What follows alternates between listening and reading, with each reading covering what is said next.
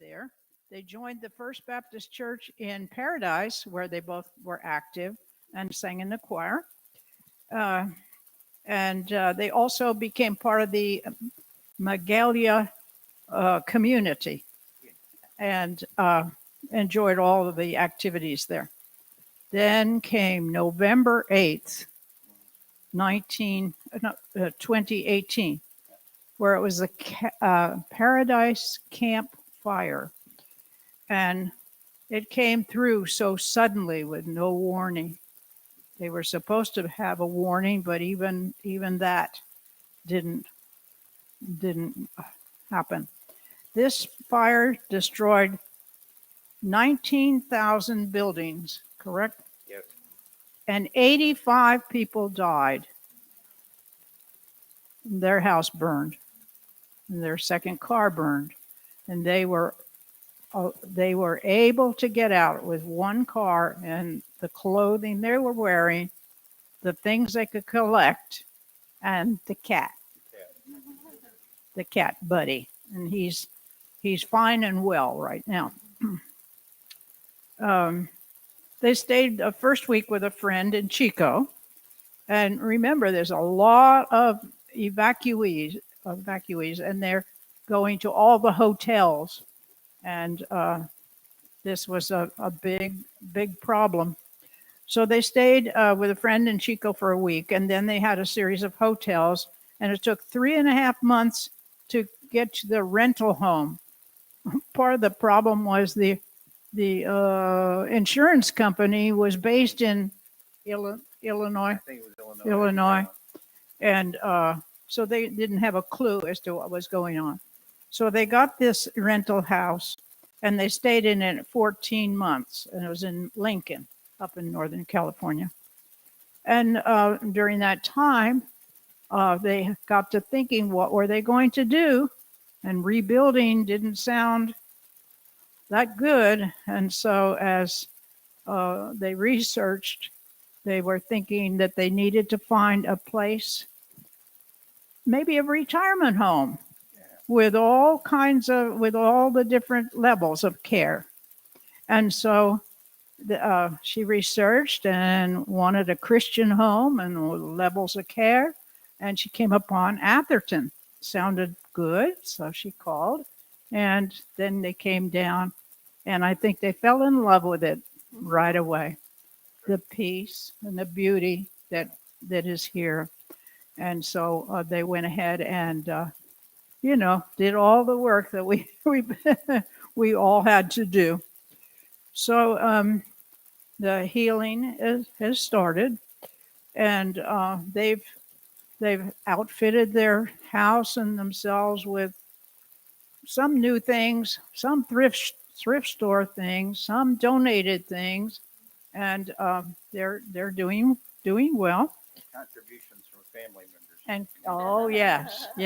While I was up at their house last night, Michael showed me 2 items that were saved from the house, and one was a piece of pottery, and it had lost all of its glaze. It was just there gray.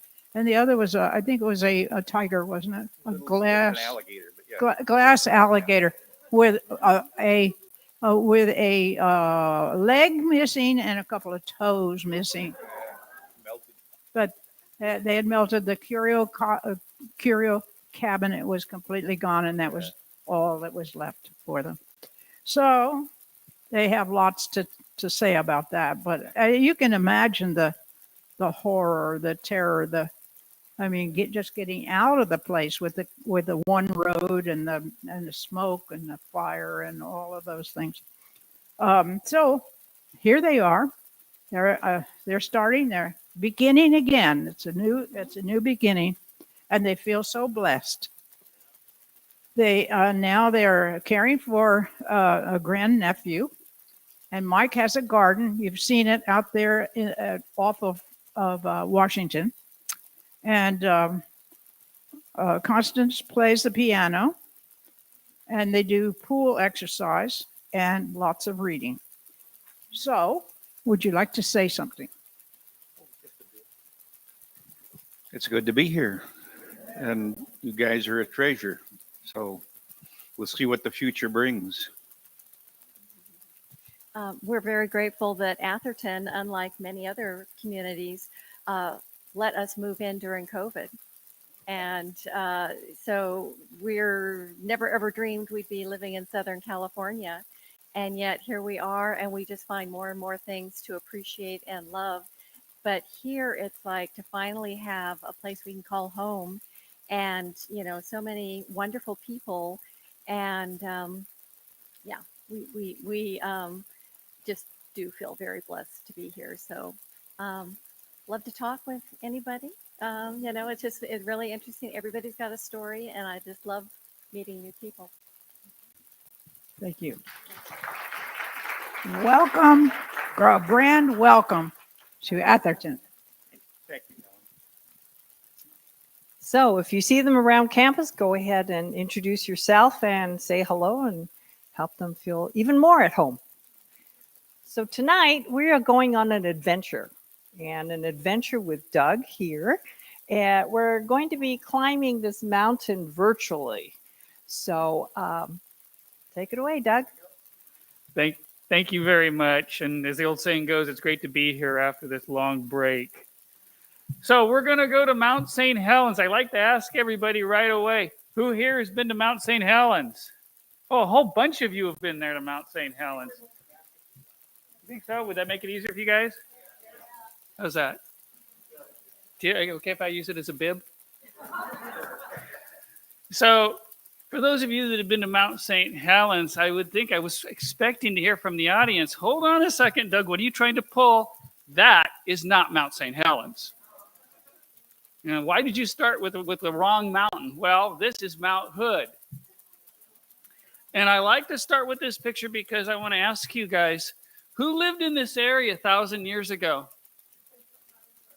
Native Americans, right? Native Americans did. And they believed that their great spirit, Manito, had several of his children down on earth, put several of his children on, and one of them was Mount Hood. Except they didn't call it Mount Hood, they called it Waist, the singer. So I wanted us to show, just to start, I wanted us to go to the top. We'll climb it another day. But let's go to the top and take a look. So this is from the summit of Mount Hood, and you look to the north. Now, I see 3 mountains right away. 1, 2, 3. And in between us is the Columbia River. So over there, those 3 mountains are all in the state of Washington.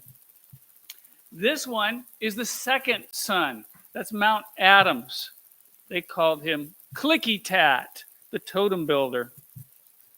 This guy's the big boy of all of them, of the Cascades. That is Mount Rainier, the warrior.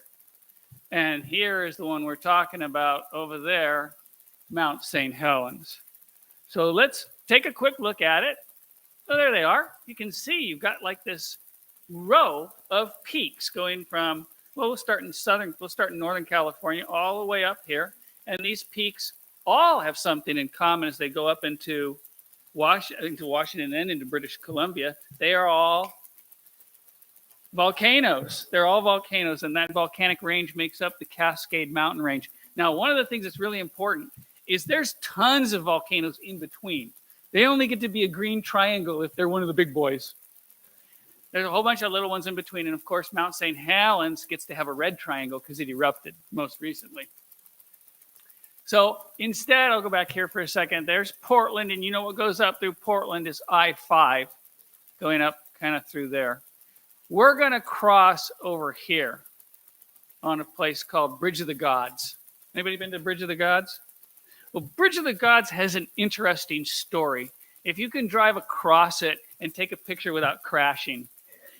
And that is, if you look here, again, thousand years ago, this was where the Native Americans lived.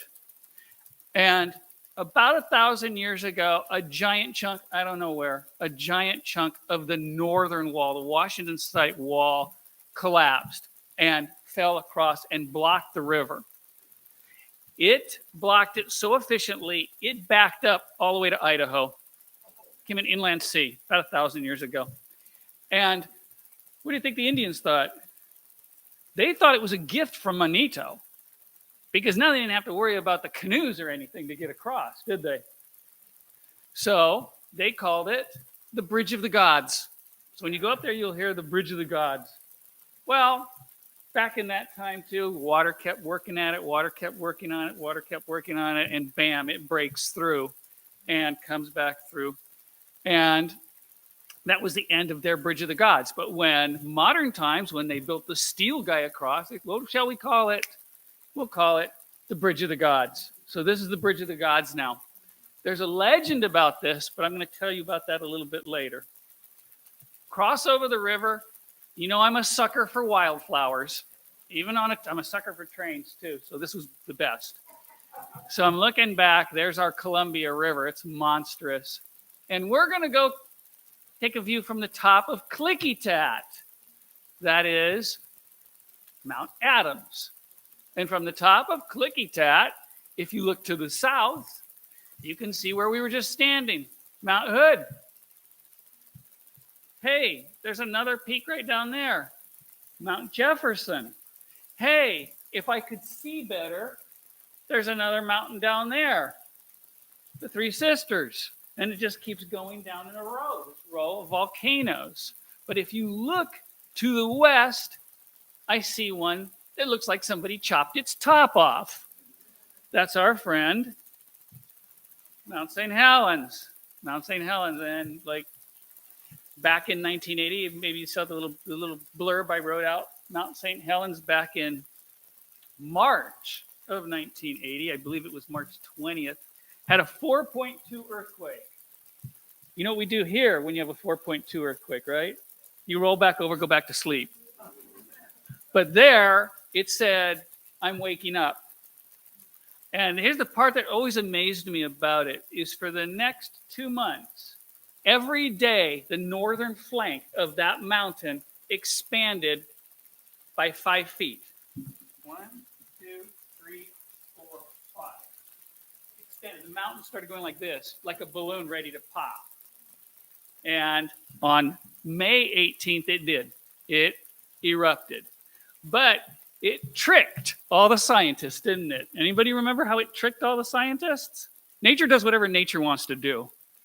How did it trick all the scientists? 2 ways. Number one, it didn't blow out the top like you see in the movies. It blew out the side. It blew out the northern flank. And number 2, it didn't blow out lava, did it? It blew out red hot ash. And all that ash came out. You know how fast it came out?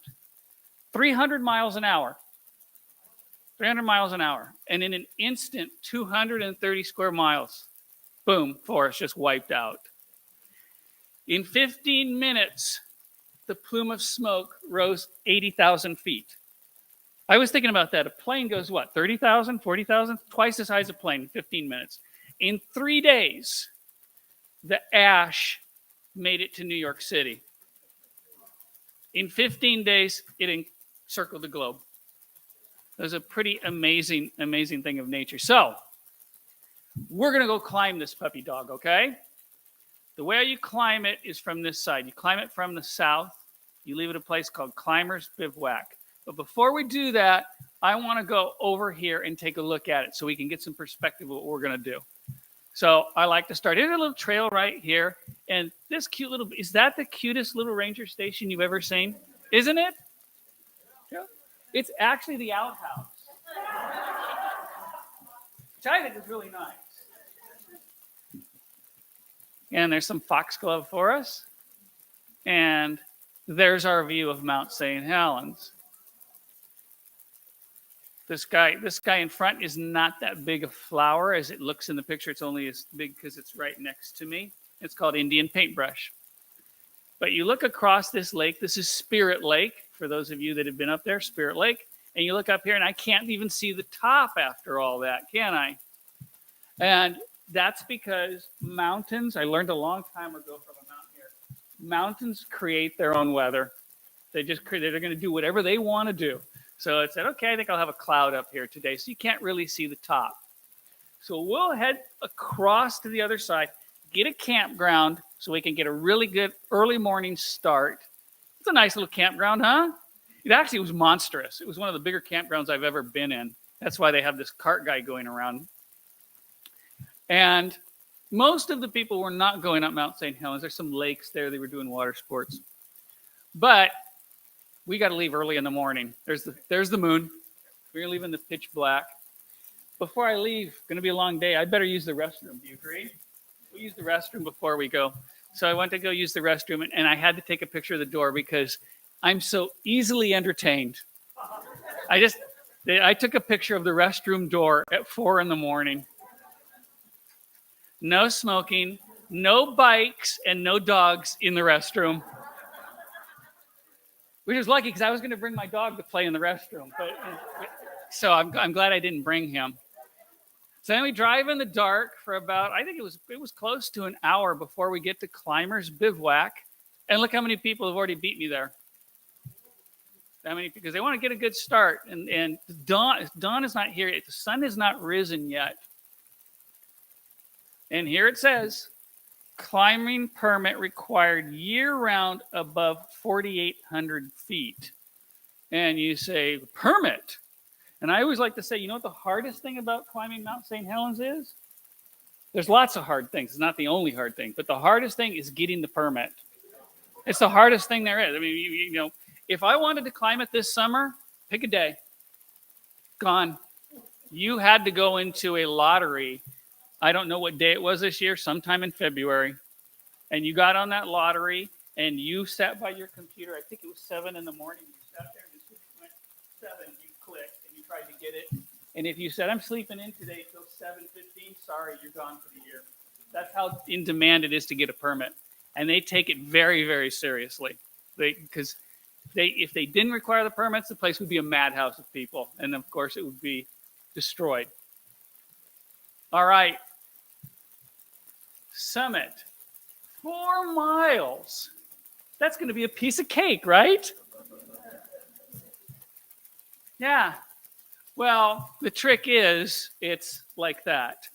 But the thing I always talk to people about is I always go and say, you know, if I start on a trail and I see steps, I know I'm going to be in for trouble.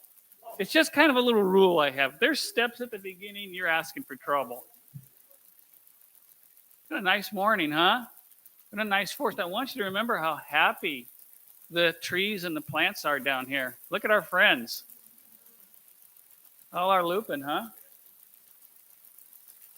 And we start going up. And, well, why did you take this picture, Doug? Why do you think I took this one? I took it because of those blue diamonds. And I like to ask, okay, you can climb this thing year round. There's no law that says that you have to do it in August. You can do it year round. But if you climb it in February, what do you think it's going to be like? It's going to be snow. Snow might be up to there, right? How are you going to find your way? You can't see the trail. You follow the markers. Now, the idea of these markers are, and this is kind of a rare picture in that you can see 2 in one picture. You usually can't. You see 1. And you go up to that guy. Oh, there he is. Then you look around.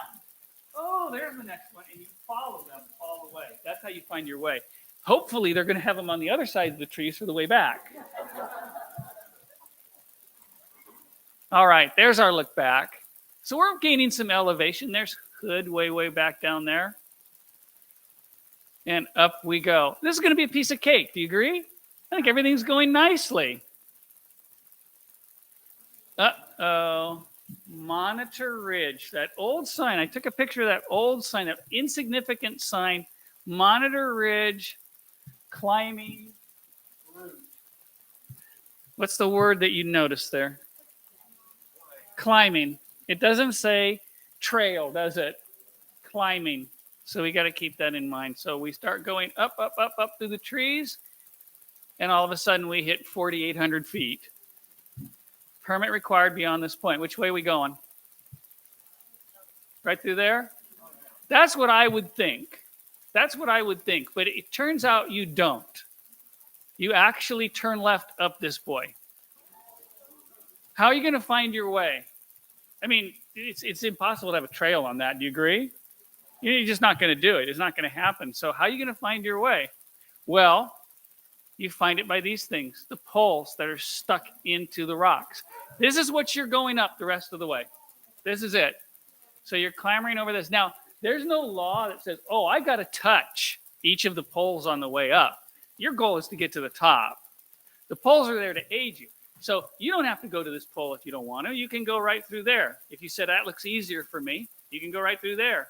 But whatever way you go, it's your choice. So if you pick a bad route and have to turn around, that's your fault. Go around the bend and look what I see. More poles and a ravine. And there's even snow here in August. Right here, we're probably a little over 5,000 now. We're going over 8. So start going up and let's start walking.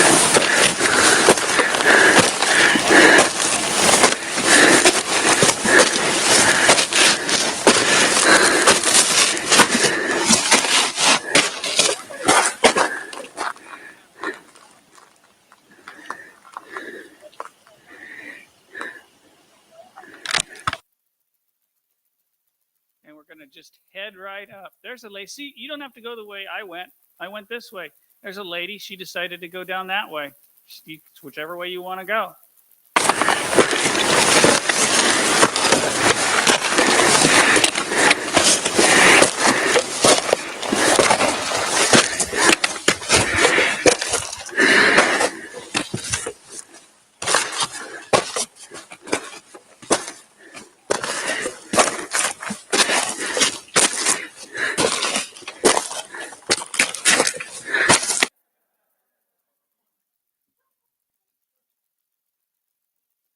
So follow the poles. Up there, up there, up there. And I'm getting tired. Should we sit right below there and have a Snickers bar? Yeah. We'll move through this area kind of quickly. And there you go. That's what it's like going up. And you just keep walking up these guys. And there's our poles. There's where we came from. Up we go.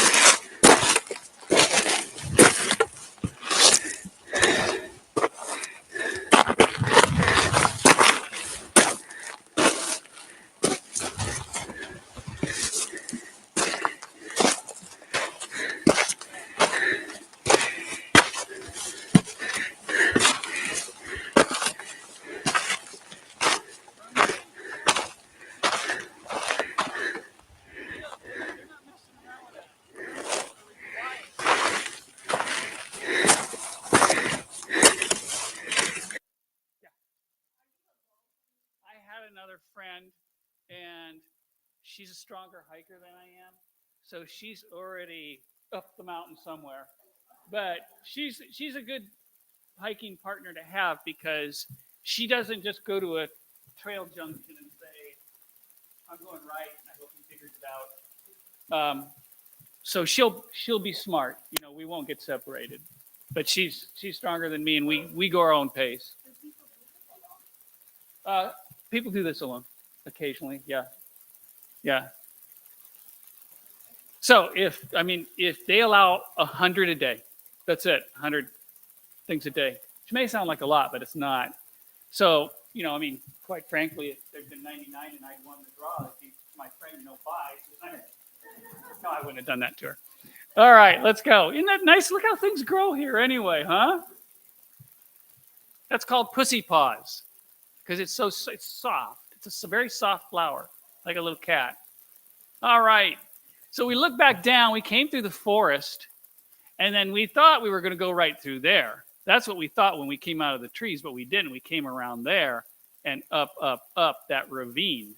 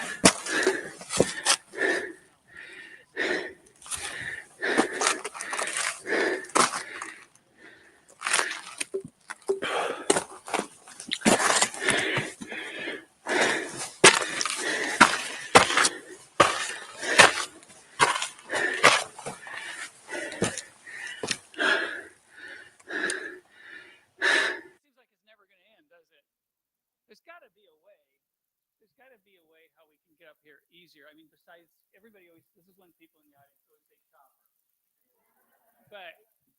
But hey, how about we go over here? That's going to be a lot smoother, don't you think? What do you think? That actually is one of the more dangerous things you could do. And the reason people actually get killed that way. And the reason is because of the change in temperature. And so what happens is this is remaining. I mean, there was a lot more snow here earlier in the year, right? This is the remaining snow. But it's not snow anymore, is it? It's ice. Because during the spring, early summer, it gets slushy during the day, and it doesn't refreeze back to snow, does it? It refreezes to really slick ice. And the trick is that here we are up in the high mountains. We're up in Washington. So maybe someday it actually snows in the summer, right? Some night it snows, and you think, oh, look, it's nice and soft and fluffy. But right under that soft, fluffy layer is ice. And down you go all the way. And you can't stop. But, you know, this particular one, I think was a on purpose under control slide. So I don't think that's a death slide you're looking at. I think that was somebody did it for fun and knew how to brake. Look at the little tree growing, the little fir tree. And the neat thing is, how come there aren't more trees trying to grow up here? It's because there's nowhere for them to get their roots in because of all the rocks. But the thing that you're going to notice about a volcano is, what about all the rocks that came out, all the lava? When it erodes over thousands of years, that soil, plants love it. They love that stuff. So as this is eroding, where's all that good soil going? It's going down the side of the mountain, right? All the rocks are stuck up here. Soil erodes, goes down to the bottom, right where we parked the car. Notice how well the trees and the flowers were doing now. They said, this is good stuff. So who knows how many years from now, this will be all soft and full of trees. That's how it will rejuvenate. Oh my gosh. Can you see where we're going? The good news is we're out of the boulders. That's the good news. See the trail going like this? Then it goes like that, then it winds up there, then it goes up there, then it goes up there. You can see 4 people. They're not close. They are not close to the top yet. You still have to go all the way up there, all the way up there, all the way up there, all the way up there. So we still have quite a ways to go. You know, the one thing I did notice, because I actually climbed this 20 years before I did this. This most recent one I'm showing you, I did it 20 years before that. And they did change one thing on the mountain when I got 20 years older. They made it a lot higher than it was the last. Yeah, I noticed that right away. It's a lot higher. It's not the same level that it was before. So here we are. Well, I mean, you know, one thing I wanted to show you is you go up. There's a question people always ask me. They always say, Doug, what are you going to do if you get up there and it erupts again? Because it's erupted multiple times since 1980. What are you going to do if it erupts again? And I always give them the same answer. Die. But in general, volcanoes give you a warning. There was one, I think, in Australia or New Zealand a couple of years ago, just went bam, no warning at all. But in general, they give you a warning. This one, 2 months. It told people 2 months before it went off, it said, I'm going.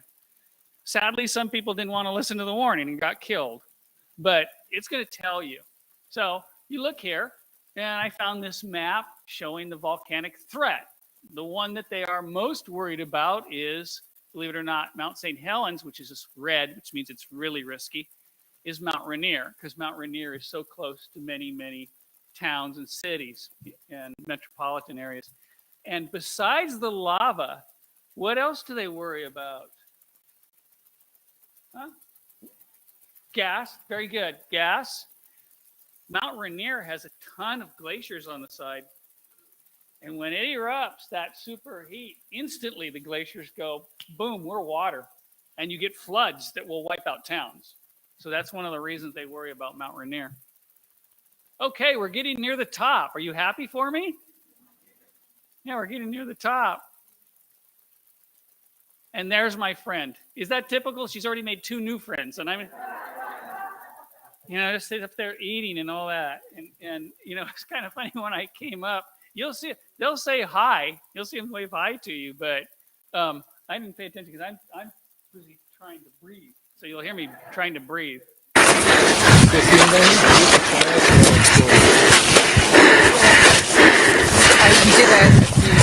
few years ago. So sorry. It's such a great hike. Yeah. Made it. Finally. You're doing not you. Doing it. You got it. One and shoot. One and shoot. What? No more bread. Okay, two more. All the brain.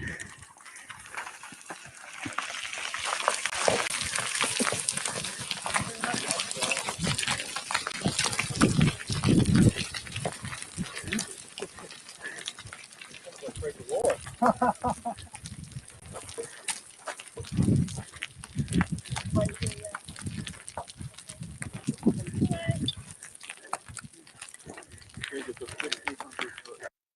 a long way down, huh? That's a long way down.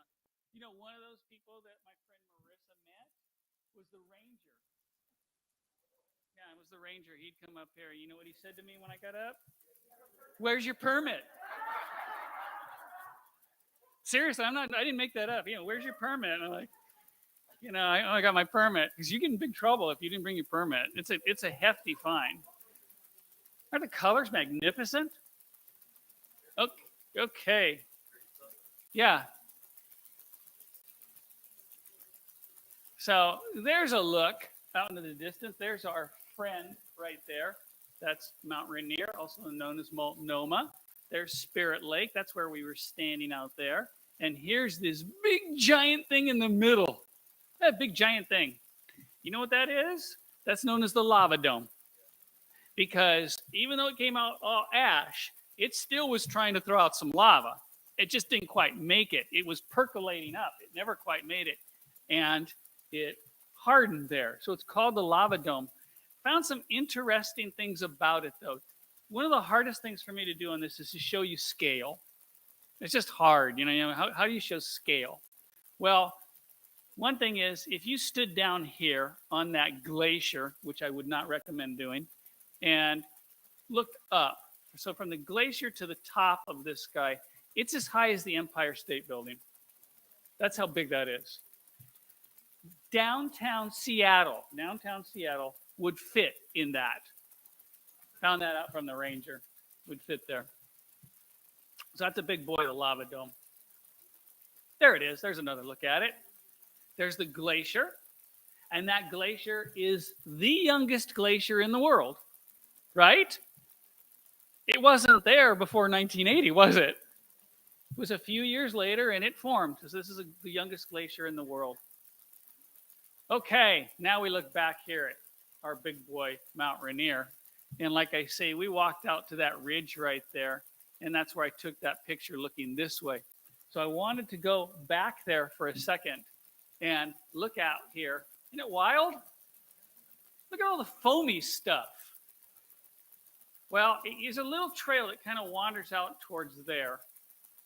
And if you walk out on that little trail, look at the foamy stuff. But if you look at the foamy stuff closely, you know what it is? Tree trunks. Those are all tree trunks that were blown into the Spirit Lake during the eruption. These are all tree trunks that have been sitting there. Maybe a few of them fell in later, but these were all blown by the fury of that blast. So another one of the amazing things about, the first time I ever went to Mount St. Helens, the thing I remember was it was so socked in that day, you couldn't even see the top of the mountain. Because I was driving on the other side up towards Spirit Lake, and you couldn't see anything. All you could see was the road in front of you, but you always knew exactly where the top of the mountain was. You know why? Because all the trees had fallen and were pointing away from it. Rows and rows of trees that had fallen and were pointing away from the top of the mountain. All right, what are we doing back here at the river? Well, I told you there's a legend of the river. And the legend goes back to when that giant piece of mountain sheared off and blocked off the water. And it was believed by the Indians that Manito had done it for them, right? And he put the young woman, Lou Witt, in charge of taking care of the Bridge of the Gods. At the same time, we've got the three sons, right? We've got we've got Multnomah, we've got Klickitat, and we've got East. And what does every good legend have? What does every good story have? You're close. Bad guy is the closest thing so far. It's got trouble, right? There's trouble. There's got to be trouble because the beautiful maiden comes into town. Her name is Squaw Mountain. And she comes in and falls in love with East. So they become the young lovers, except for one thing. She likes to cause trouble. So she starts flirting with Klickitat. Right? So they start flirting, and that makes East mad, right? So they get in a fight. Remember, he's in Oregon, he's in Washington. So what do? They're volcanoes, they're children of Manito. They start throwing giant balls of fire at each other. With earthquakes and thunder and eruptions and all that stuff. And I look back at that legend they had, and I think to myself, you know, it kind of makes sense how they looked at it, right? They're volcanoes, giant balls of fire. They're mad at each other, right? So they do all that. Well, you know what happens? The Bridge of the Gods collapsed. That's why they believe that Bridge of the Gods collapsed, because they threw so many rocks that it collapsed it. And Lou Witt stayed and tried to stop them, protect it. She was the good guy in the story. She tried to do it, but she couldn't stop him. The father, Manito, he's mad because the bridge gets wiped out. So he goes and he creates a series of rapids in there. And the rapids are still there to this day, and that's why they believe the rapids are there. But you take a look, there it is.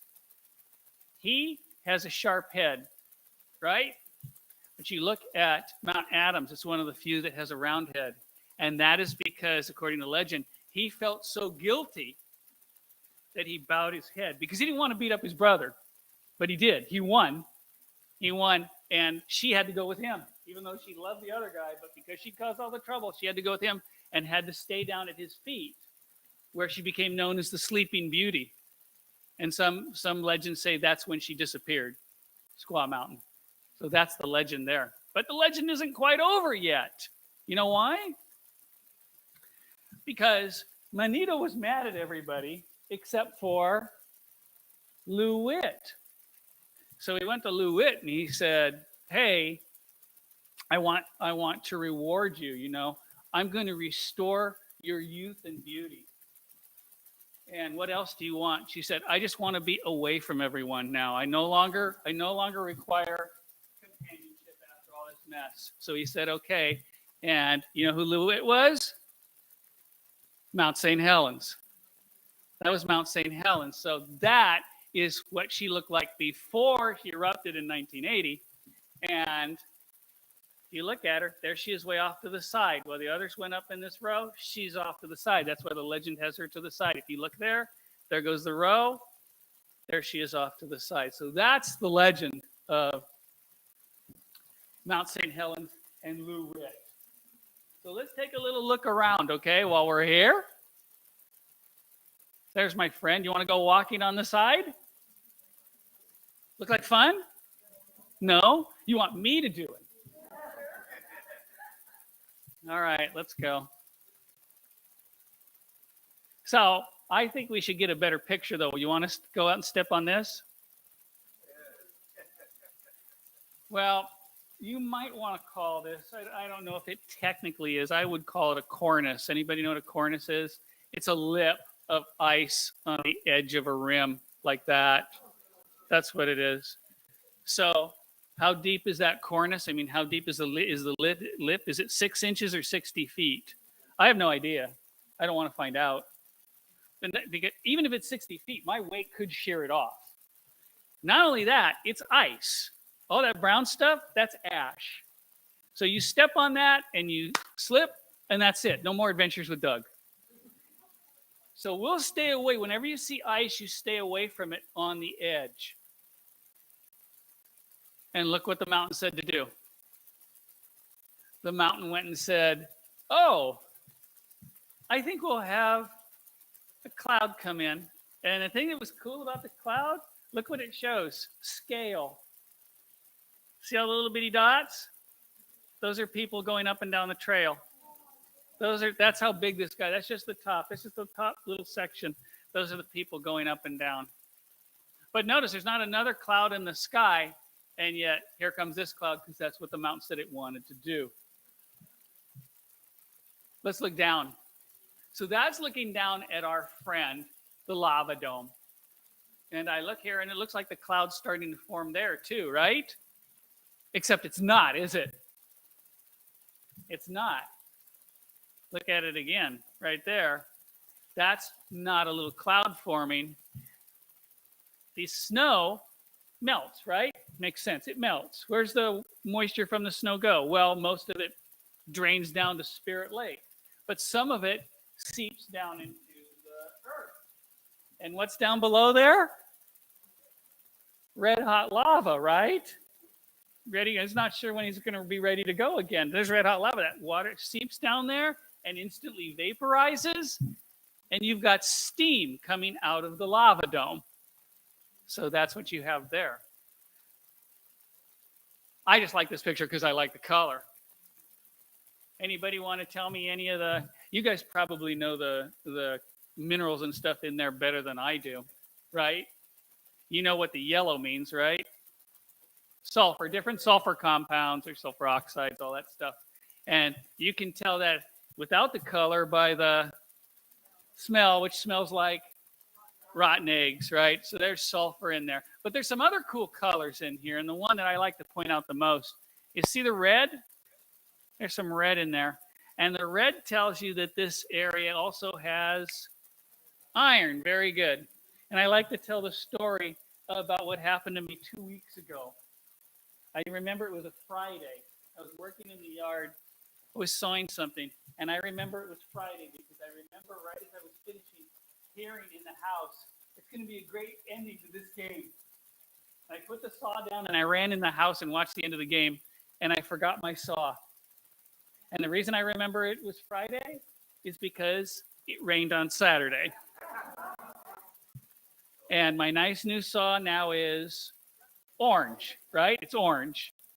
And that's because the iron in it has oxidized. So right here, when you see red in here, almost always, it's a sign that there's iron in the ground.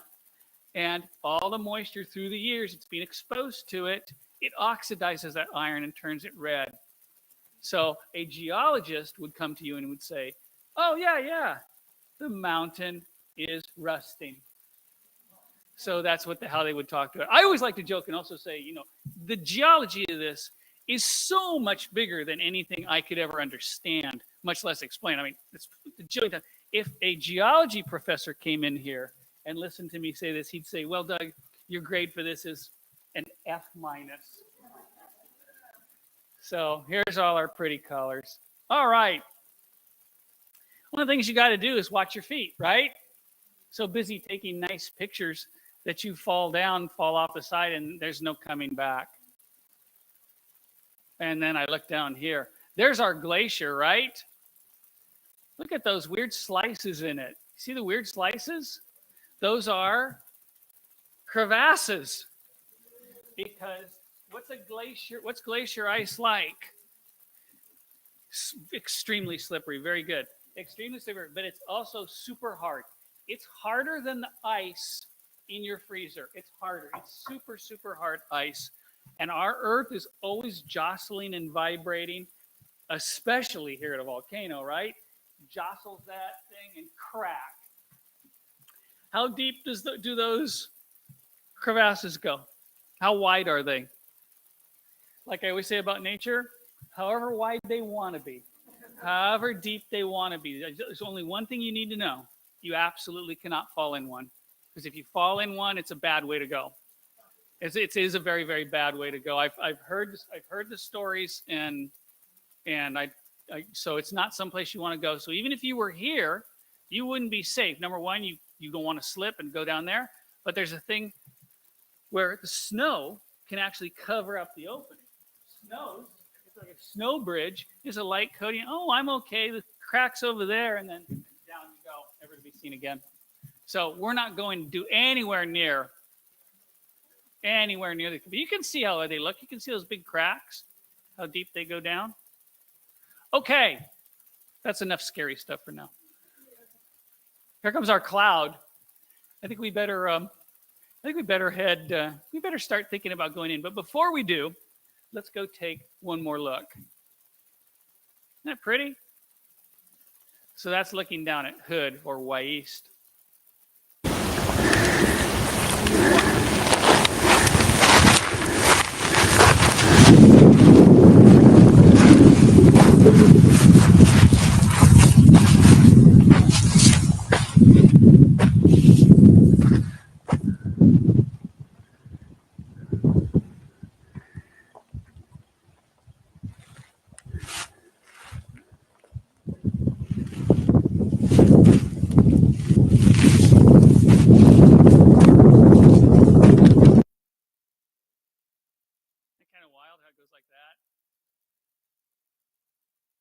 So if you look over here, this is kind of a picture that shows me, and I hope shows you guys, nature, like I say over, nature does what nature wants to do. You look at a volcano on TV in the movies. What's it look like? It's a perfect cylinder, a perfect cone, right, with the top chopped off. And it's nice and it's a ring. It's not that in real life. Real life is the shape it wants to be. This guy is not perfectly round at the top. Look at it, it's going up and down, up, because that's what the Earth wanted to do. And you look at it over here, those are two people up there. Then it goes way, way down on the rim. Again, this is called Monitor Ridge. It goes way, way up.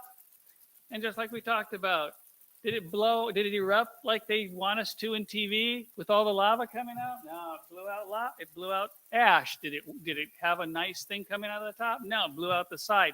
This is just what kind of came out that way. So take one more look. There it is. Isn't that pretty? So I have to tell you something that happened to me at a show, not this show, different place, and not here. It was a different place. And I asked for the questions and answers at the end of the thing. And a gentleman in the back said, I said, yes. And he said, I don't think you've gone to any of these places. I think you find pictures and make up stories about them. That's what I think. So when I got up there, I had my friend take my picture at the top. So I could go to him and say, listen, buddy, I was really up there. I did this. So anyway, I wanted to finish with one more little walk.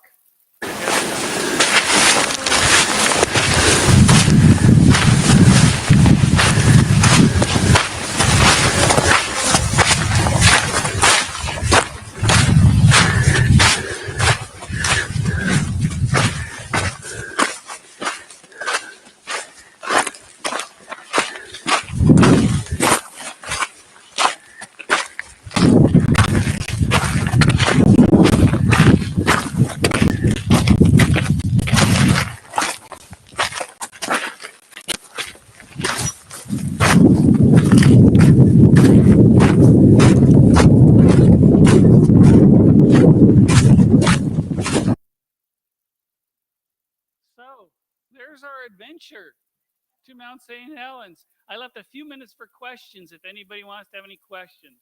Yeah. What am I carrying? I'm carrying just a day pack.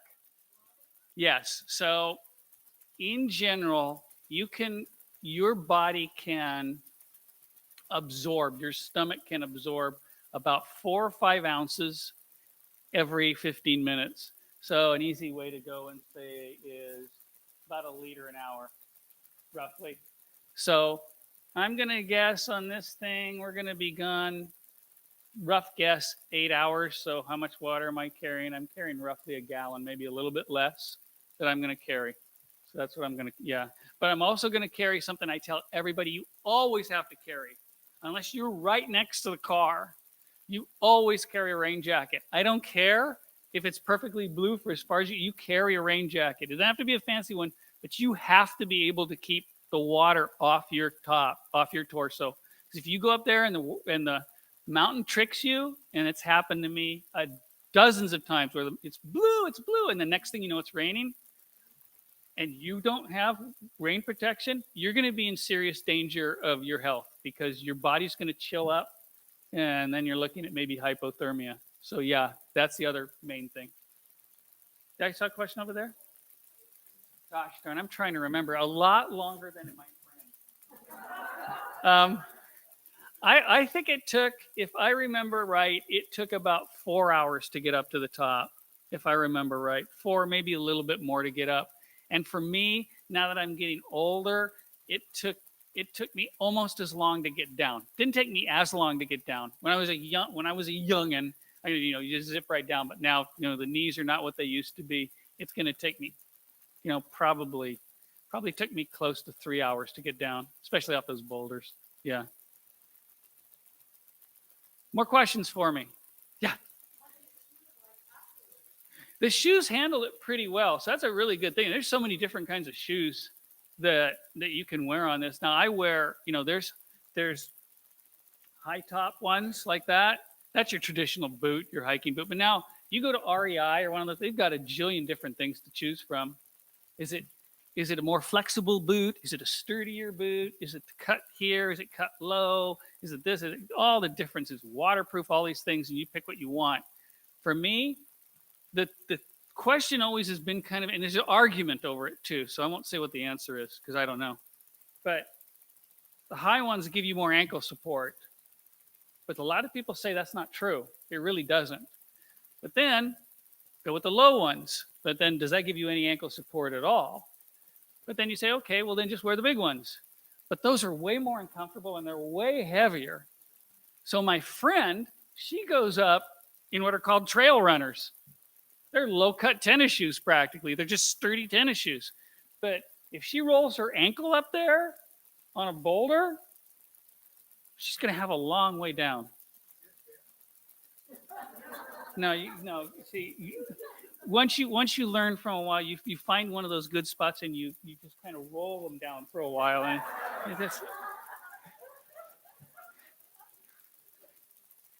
more questions for me? Are we all questioned out? How long did I stay at the top? Probably between 45 minutes and an hour. So we stayed a little bit where I first saw where those rocks were tumbling off, and then we walked way down to the other end down there where we were looking at the ice and some of the other stuff, and then we came back. Because you just don't want to go over there and start walking down. You got to figure out where you were when you started down. If you get lost going on the way down, you're going to keep diverging to a different place in the state. Yeah. So that's one of my favorite questions is what kind of food do I take? Everybody makes fun of me for the food I take because I just take stuff I like to eat. Because I always say to people, you know what? The important thing is not your nutrition. My dad was a health teacher. I drove him crazy. But the huge thing up there is to eat. It's to eat. And it sounds so obvious, but you get up there and depending on the mountain, I felt fine all this day, but you get up sometimes and you don't feel good. You just don't feel, your head starts spinning. Your stomach might be upset because of the elevation, because you're tired. You get up there and you know what a lot of people do? I feel terrible. I don't want to eat. So now you're basically saying I feel crummy, so I'm going to starve myself. And that's a big mistake. So I take something I'm going to eat. And it's the answer to my question I always ask people. When I go on a big hike like this, 3 of the things I take, but not all of it, but 3 is table grapes, extra salty pretzels, and York peppermint patties. And I say, why are they taking them? People, oh, grapes, they've got hydration in them, and the pretzels have salt and carbs and all that stuff. And I say, that's all true, But there's a reason I picked those three. And the reason I picked those three is because I don't care how bad I feel, I can eat a York peppermint patty. And it's important, because then you're getting that energy. I can eat proper nutrition the other 364 days of the year. Today's the day you have to be fueling yourself. So that's an important thing. You're supposed to, if you're really doing something hard, taking in about 300 calories an hour. If you're doing that, I don't really count. I just kind of eat. I saw another question somewhere. Yeah.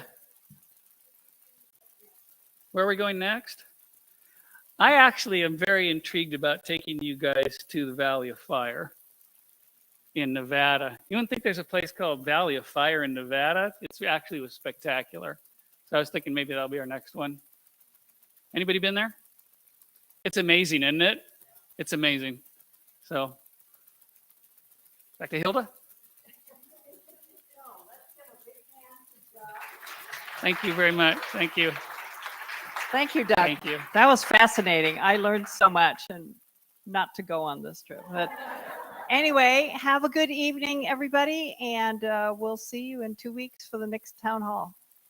Thank you, Doug. Thank you again. Bye-bye.